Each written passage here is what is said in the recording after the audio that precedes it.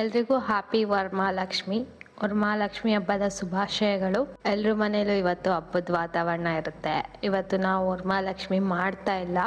ಇವತ್ತು ಮಾರ್ನಿಂಗ್ ಎದ್ದ ತಕ್ಷಣ ಎಲ್ಲ ಹಬ್ಬ ಸೆಲೆಬ್ರೇಟ್ ಮಾಡ್ತಿದ್ದಾರೆ. ಸೋಷಿಯಲ್ ಮೀಡಿಯಾದಲ್ಲಂತೂ ಫೋಟೋಸ್ ವಿಡಿಯೋಸ್ ಎಲ್ಲ ಹಾಕ್ತಾ ಇದ್ದಾರೆ. ನಾವು ಈ ವರ್ಷ ಮಾಡಬೇಕು ಅಂತ ಅಂದ್ಕೊಂಡಿದ್ವಿ, ಆದರೆ ಸಿಚುಯೇಷನ್ ಹಿಂಗೆ ಮಾಡಿಬಿಡುತ್ತೆ. ಯಾಕೆಂದರೆ ನಾವು ಲಾಸ್ಟ್ ಡಿಸೆಂಬರಲ್ಲಿ ಅಪ್ಪನ ಕಳ್ಕೊಂಡ್ವಿ. ಅದಕ್ಕೋಸ್ಕರ ಈ ವರ್ಷ ಹಬ್ಬ ಮಾಡ್ತಾ ಇಲ್ಲ, 1 ವರ್ಷ ಆಗಬೇಕು ಅಂತ. ಅದು ಬಿಟ್ಟರೆ ನಮಗೂ ಮನಸ್ಸಿಲ್ಲ. ನಾವು ಲಾಸ್ಟ್ ಇಯರ್ ಎಲ್ಲ ಸೆಲೆಬ್ರೇಟ್ ಮಾಡಿದ್ದು ನೆನಪಾಗುತ್ತೆ. ಪ್ರಿಪ್ರೇಷನ್ ಮಾಡಿಕೊಂಡು ಹೂವು ಸ್ಯಾರಿ ಎಲ್ಲ ತಂದುಬಿಟ್ಟು ಫ್ರೂಟ್ಸು ಎಲ್ಲ ತಂದು ನಮ್ಮಮ್ಮ ಅಂತೂ ತುಂಬ ಅಷ್ಟಿಂದ ಮಾಡ್ತಾ ಇದ್ದಿದ್ದು ಹಬ್ಬ ಇದು.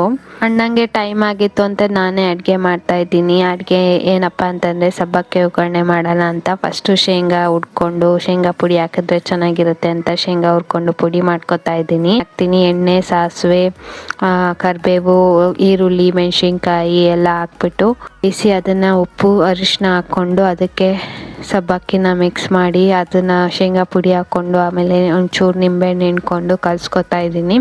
ಲಾಸ್ಟ್ ಇಯರ್ ಲಕ್ಷ್ಮಿನ ಕೂರಿಸ್ಬಿಟ್ಟು ಅಡುಗೆ ಮಾಡಿ ಊಟ ಮಾಡಿದ ನೆನಪಾಗುತ್ತೆ. ಎಲ್ಲ ಒಟ್ಟಿಗೆ ಕುತ್ಕೊಂಡು ಊಟ ಮಾಡ್ತಾ ಇದ್ವಿ. ನಮ್ಮ ಅಪ್ಪಂಗಂತೂ ಹೋಳಿಗೆ ಕೋಸಂಬರಿ ಮತ್ತು ಪಲ್ಯ ಅಂದರೆ ತುಂಬ ಇಷ್ಟ. ಅದಿರಲೇಬೇಕಾಗಿತ್ತು. ಪ್ರತಿ ಹಬ್ಬಕ್ಕೂ ಕೂಡ ಅವ್ರು ಬಂದು ಊಟ ಮಾಡ್ತಿದ್ರು ನಮ್ಮ ಜೊತೆ.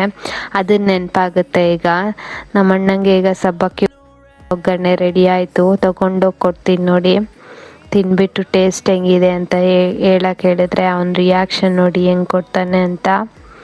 ಆಫೀಸಿಗೆ ಬೇರೆ ಟೈಮ್ ಆಗಿತ್ತು, ಆದರೂ ನಾನು ಅಡುಗೆ ಮಾಡೋ ತನಕ ಕಾದ್ಬಿಟ್ಟು ತಿನ್ಕೊಂಡೇ ಹೋದ.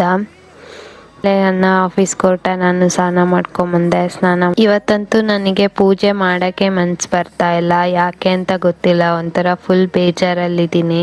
ನಮ್ಮ ಅಮ್ಮನೂ ಕೂಡ ಅಷ್ಟೇ ತುಂಬಾ ಬೇಜಾರಲ್ಲಿದ್ದಾರೆ. ಏನೂ ಮಾಡಿಲ್ಲ, ಅವರು ಸುಮ್ಮನೆ ಮಲ್ಕೊಬಿಟ್ಟಿದ್ದಾರೆ. ಹಿಂಗೆ ಬೇಜಾರಲ್ಲಿ ಕೂತ್ರೆ ಆಗಲ್ಲ ಅಂತೇಳಿ ನಾನು ಸ್ನಾನ ಮಾಡಿ ರೆಡಿಯಾಗಿ ಕ್ಲೀನಿಂಗ್ ಮಾಡೋಕ್ಕೆ ಸ್ಟಾರ್ಟ್ ಮಾಡಿಕೊಂಡೆ. ತುಳಸಿ ಗಿಡ, ರೋಸ್ ಗಿಡ ಎಲ್ಲ ಒಣಗೋಗಿತ್ತು. ಸೊ ನೀರು ಹಾಕ್ತಾ ಇದ್ದೀನಿ. ನೀರು ಹಾಕ್ಬಿಟ್ಟು ಕ್ಲೀನ್ ಮಾಡಿ ಇವತ್ತೇನು ಮಾತಾಡಬೇಕು ಅಂತಲೇ ಗೊತ್ತಾಗ್ತಿಲ್ಲ, ಏನು ವಿಡಿಯೋ ಮಾಡಬೇಕಂತಲೇ ಗೊತ್ತಾಗ್ತಿಲ್ಲ. ಒಂಥರ ಫುಲ್ ಬ್ಲ್ಯಾಂಕ್ ಆಗಿಬಿಟ್ಟಿದ್ದೀನಿ. ಇರೋವರೆಗೂ ಯಾರಿಗೂ ವ್ಯಾಲ್ಯೂ ಗೊತ್ತಾಗಲ್ಲ. ಅದೇ ಥರ ನಾವು ಅಪ್ಪನ ಪ್ರೆಸೆನ್ಸ್ ನಮಗೆ ಇರೋವರೆಗೂ ಗೊತ್ತಾಗ್ತಿರ್ಲಿಲ್ಲ, ಆದರೆ ಈಗ ತುಂಬ ನೆನಪು. ಎಲ್ಲರೂ ಅಂದ್ಕೊಂಡಿರ್ಬೋದು ನಾನು ಅಮ್ಮ ಅಣ್ಣ ಖುಷಿಯಾಗಿದ್ದೀವಿ, ವೀಡಿಯೋಸ್ ಮಾಡಾಕ್ತಾ ಇದ್ದೀವಿ ಅಂತ. ನಮಗೂ ನೋವು ತುಂಬಾ ಇದೆ, ಆದರೆ ಯಾರ ಹತ್ರನೂ ಶೇರ್ ಮಾಡ್ಕೊಳ್ಳಲ್ಲ. ಸೋಷಿಯಲ್ ಮೀಡಿಯಾದಲ್ಲಿ ಶೇರ್ ಮಾಡ್ಕೊಳ್ಳೋ ಅವಶ್ಯಕತೆನೇ ಇಲ್ಲ. ಹೆಚ್ಚಿನ ವರ್ಷವಾಗ ನೆನಪಾಯಿತು. ನಮ್ಮ ಅಪ್ಪ ಹೇಳ್ತಾ ಇದ್ರು, ನಾನು ಚಿಕ್ಕ ಹುಡುಗ ಇದ್ದಾಗಿಂದ ಐಸ್ ವಾಟರ್ ಕುಡಿಬೇಕು ತುಂಬ ಇಷ್ಟ ಇತ್ತು, ಅದಕ್ಕೋಸ್ಕರ ಫ್ರಿಜ್ ತೊಗೋಬೇಕು ಅಂತೇಳಿ ಫ್ರಿಜ್ ತೊಗೊಂಡಿದ್ದು. ಸೊ ಅಲ್ಲಿಂದ ಇಲ್ಲಿವರೆಗೂ ನಾವು ಇಟ್ಕೊಂಡಿದ್ದೀವಿ. ಆದಮೇಲೆ ಅಮ್ಮ ಟೀ ಮಾಡಿಕೊಡು ಅಂತ ಕೇಳಿದ್ರು, ಅದಕ್ಕೆ ಟೀ ಮಾಡ್ಕೊಡೋಣ ಅಂತ ಹೋದೆ. ಈ ವರ್ಷ ಡೆಕೋರೇಷನ್ ಇಲ್ಲ, ದೊಡ್ಡ ಪ್ರಿಪ್ರೇಷನ್ ಇಲ್ಲ, ಸೆಲೆಬ್ರೇಷನ್ ಕೂಡ ಇಲ್ಲ, ಜಸ್ಟ್ ನಾರ್ಮಲ್ ಡೇ ಆಗಿತ್ತು. ಹಾಗೆ ನಿಮ್ಮ ವರಮಹಾಲಕ್ಷ್ಮಿ ಹಬ್ಬ ಹೇಗಿತ್ತು ಅಂತ ಕಮೆಂಟ್ ಮಾಡಿ. ಎಲ್ಲ ನಿಮ್ಮ ಜೊತೆ ಶೇರ್ ಮಾಡ್ಕೋಬೇಕು ಅಂತ ಅಂದ್ಕೊಂಡಿರಲಿಲ್ಲ. ನಾನು ಎಂತಕ್ಕೆ ಶೇರ್ ಮಾಡ್ತಾ ಇದ್ದೀನಿ ಅಂದರೆ 365 ಡೇಸ್ ಚಾಲೆಂಜ್ ತೊಗೊಂಡಿದ್ದೀನಿ. ಪ್ರತಿದಿನ ನನಗೆ ಏನಾಗುತ್ತೆ ಅಂತ ನಿಮಗೆ ಶೇರ್ ಮಾಡ್ಕೊಳ್ಳೋದೆ ನಾನೊಂದು ಚಾಲೆಂಜ್ ತೊಗೊಂಡಿದ್ದೀನಿ. ಸೊ ಅದಕ್ಕೋಸ್ಕರ ಶೇರ್ ಮಾಡ್ಕೋತಾ ಇದ್ದೀನಿ. ನಮ್ಮಮ್ಮ ನಾನು ಟಿಫನ್ ತಿಂದಿರಲಿಲ್ಲ, ಸೊ ಅದಕ್ಕೆ ಉಪ್ಪಿಟ್ಟು ಮಾಡ್ಕೊಳ್ಳೋಣ ಅಂತ ಪ್ರಿಪೇರ್ ಮಾಡ್ತಾ ಇದ್ದೀನಿ. ಕುಕ್ಕರಲ್ಲಿ ಮಾಡ್ತಿದ್ದೀನಿ. ನಮ್ಮಮ್ಮ ಒಂದ್ಸತಿ ಕುಕ್ಕರಲ್ಲಿ ಟ್ರೈ ಮಾಡಿದರು. ಸೊ ನನಗೆ ತುಂಬ ಇಷ್ಟ ಆಗಿತ್ತು, ಅದಕ್ಕೆ ನಾನು ಕುಕ್ಕರಲ್ಲೇ ಟ್ರೈ ಮಾಡ್ತಾ ಇದ್ದೀನಿ. ರವೆ ಹಾಕೋಕ್ಕಂತ ಟೈಮ್ ಇತ್ತು, ಅದಕ್ಕೋಸ್ಕರ ಪಾತ್ರೆಗಳೆಲ್ಲ ಎತ್ತಿಟ್ಕೊಬಿಡೋಣ ಅಂತ ಎತ್ತಿಟ್ಕೊಂಡೆ.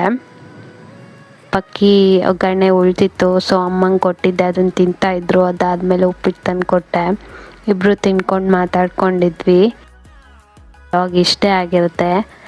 ಈ ವಿಡಿಯೋ ಇಷ್ಟ ಆದರೆ ಲೈಕ್, ಶೇರ್, ಕಮೆಂಟ್ ಮಾಡಿ. Thank you for watching.